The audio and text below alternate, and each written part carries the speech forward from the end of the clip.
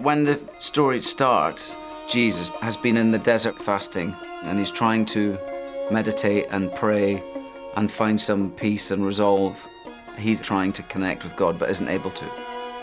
He comes across a family and feels that maybe his spiritual path will be aided by helping them. What is Jerusalem like? Dirty and corrupt. Jesus decides to stay and help. He also has an ongoing dialogue with his alter ego, this demon that is constantly provoking him and putting him down and pointing him towards doubt. Talking to your father is like talking to a rock. Everything matters more to him than you.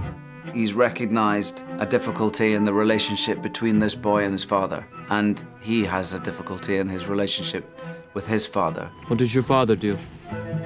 Ask for permission when you address a guest boy. The boy wants to go further than this bleak place where they live. So the father doesn't believe he's ready for it. He loves them dearly, but doesn't have really the emotions or the intellectual capacity to connect with him.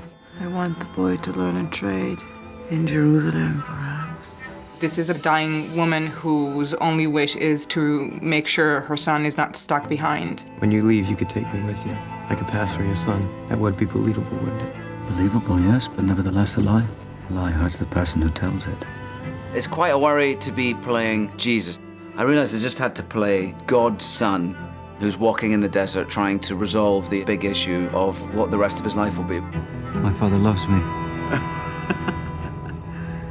He's amused by you. He loves himself only. Ewan is a terrific actor, but most of all, he always projects an enormous deal of compassion. And sometimes I'm playing these scenes and I'm having realizations about my dad, and sometimes I'm recognizing things about myself. I think that's what all great art is about an exploration of these big issues in our lives, but seamlessly put into the situation of this family. It's so clever, Rodrigo. His writing's amazing.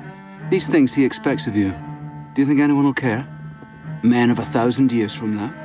Through spending time with that family, something shifts in him so that when he does walk back out to Jerusalem, he's more resolved to go forward and to see it through, the plan that God has set for him. This is all just an excuse to delay your departure, isn't it?